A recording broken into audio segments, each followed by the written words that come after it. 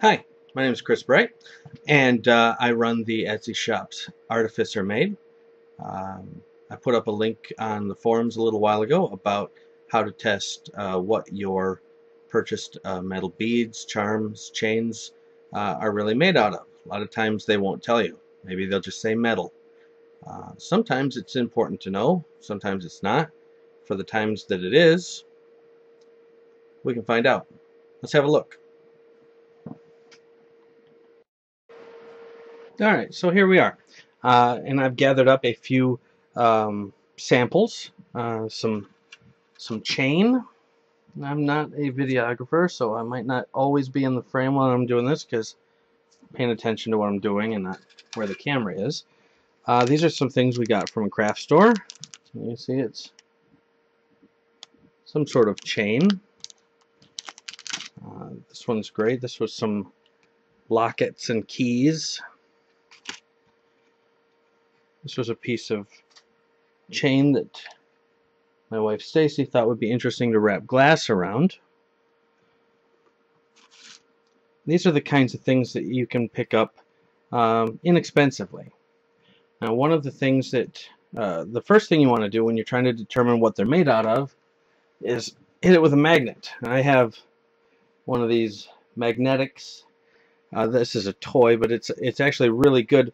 The type of magnets that are in it are what we call rare earth magnets, and they're very strong for as small as they are. And what we find out right away is that despite its antique brass or whatever color they say this chain is steel or iron, probably steel. Probably something that was done to reclaim or recycle scrap metal. And we find out that this one here is the same thing. So those are easy. Iron, steel, something like that. This piece, nothing. Okay. Now how about one of these keys? Nothing there either. So these are a little bit more along the lines of what I would say is obviously I would call it zinc just by looking at it and looking at the price, but we're not done there. I'll put this back. So what I have are samples of some metals that I know what they are. One is copper, brass, and it's round. This is one of my leftovers from doing a brass rose. This is bronze. And this is a 99.99% pure ingot of zinc. And I broke a little piece off. So the first thing you can do before you start burning things is when you have your sample is break it. I'll back the camera up a little bit.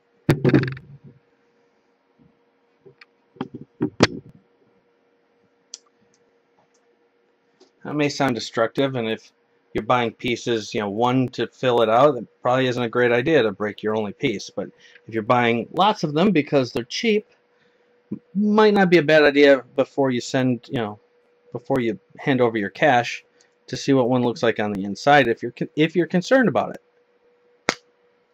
You'll notice how easily that broke. Brittle. Almost feels like plastic when it breaks. It's not. It's metal.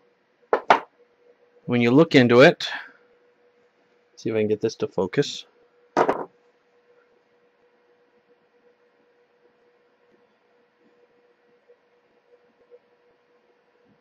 That's too small. Just hinting around it. What you'll notice is a finer grain version of this texture here where I broke this large piece. It looks granular, like sand, and a little bit shiny. That's a telltale sign that you're working with zinc. This piece, it has the same thing. Maybe I'll blow it up, do a regular picture up close, and include it, but for now you'll have to take my word for it. So just by looking at it, it has that characteristic. You know, again, I'm pretty sure this is zinc. But we're going to put all of these samples under the fire, and you'll get an idea of what I'm talking about. So we'll start with copper. And I'll move the camera in a little closer so we can see. And my work area, this is my hot spot. It's the top of an old kiln. You can see there's some more of an old kiln in the back I use for annealing or as a crucible furnace to melt metal. I like using this because I know it's not going to catch on fire, but also the fire brick will reflect most of the heat that I'm working with, and I don't lose as much heat trying to get the metal hot. If you don't have fire brick, a regular brick cinder block will work just fine. What I'm going to use to supply the heat is a MAP torch. My torch has a hose on it, but the kind where the torch head comes right off the bottle works just fine. What's important is to use the yellow tank. That's the MAP fuel. It's not actually MAP. They don't make that anymore. It's a fuel called propylene, which burns a few hundred degrees hotter than propane. And those few hundred degrees matter. So let's burn some shit. I use a striker. Lots of reasons to use a striker as opposed to a match or a Bic lighter. But I mean, that's up to you. I'm not your mother. Let's get it hot.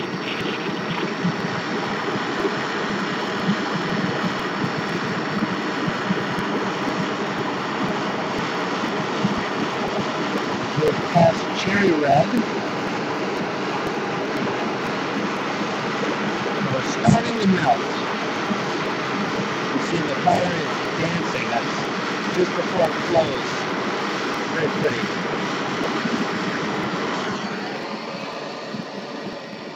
And that's molten copper. Doesn't look like much, but some notable things that set copper apart.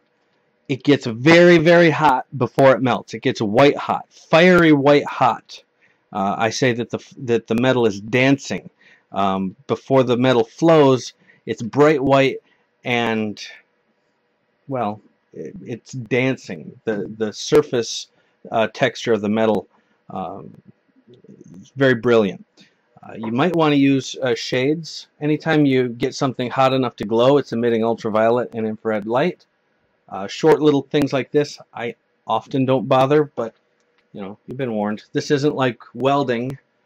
This isn't like electric welding, arc welding. This isn't like gas welding or oxyacetylene welding. It's not that bright. But I think most guides recommend a shade 3 or a shade 2 for using what we call brazing gas, which is just propane or just propylene and air. So that was copper. What I said was that it gets very hot before it melts, which means it's going to be very bright before it melts. And that's important. If it's melting very early, it's not copper. Brass is an alloy of copper and zinc, which means that it's going to glow before it melts, but it's probably not going to have to get that bright. Let's have a look.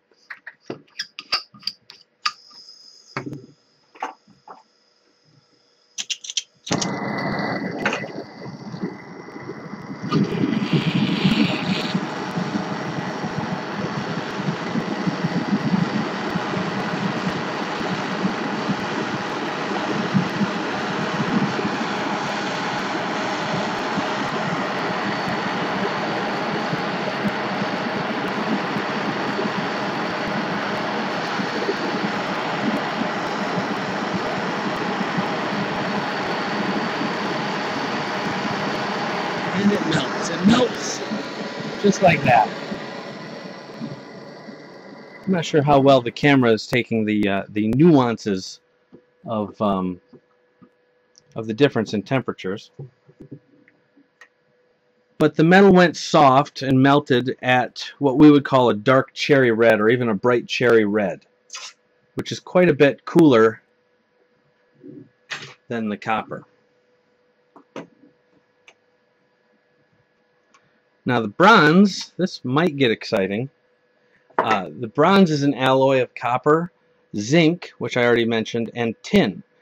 And the goal of this is to get the melting temperature down.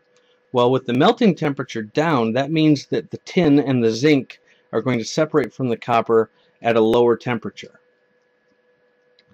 This means that one of the things I mentioned before with zinc in the online forum is that we may see it combust. Okay. I'm pretty sure. I'm going to make sure we see it combust. When it gets past its melting point, if you heat bronze past its melting point, the zinc will separate from the other metals and explode. Very cool.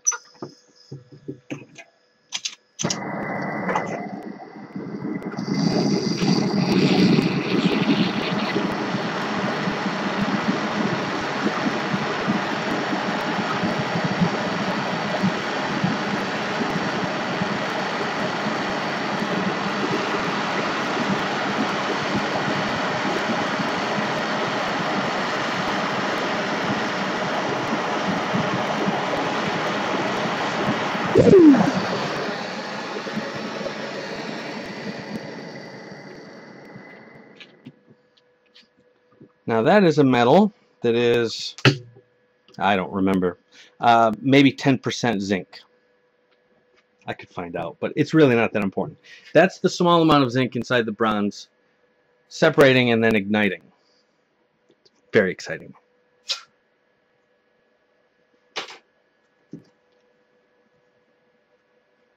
Here's my sample of zinc. I broke it off of that big ingot. Hopefully we're going to get a nice show off of this. When you fire test a piece of cast metal that you buy, this is what you're looking for. If something that you buy does this under heat, then you know that it's zinc. Nothing else really does this.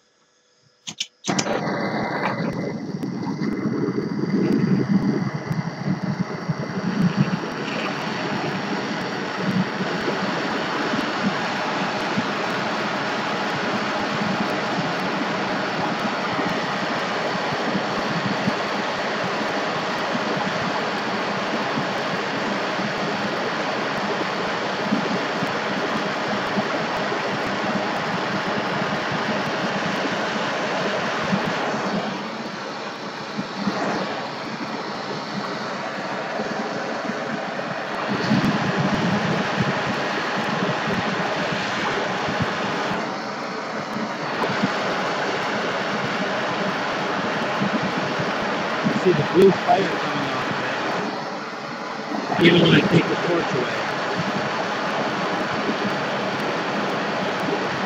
Woo, there we go.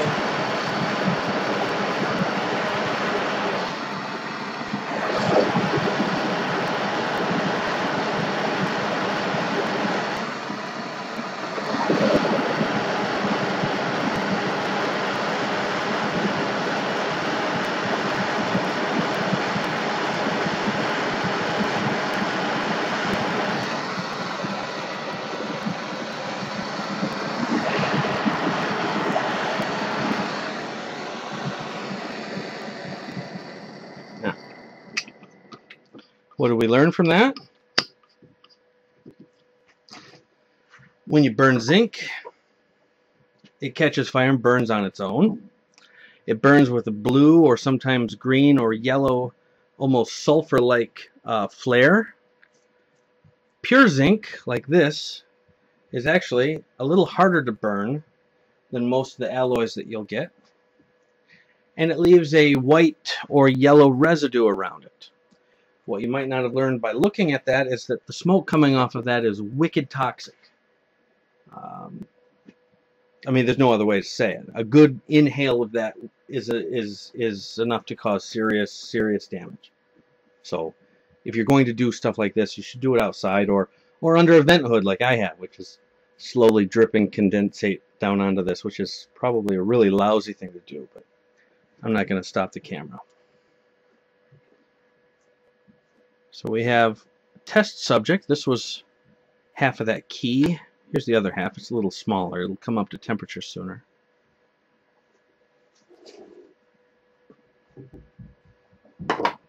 let's fire this one up.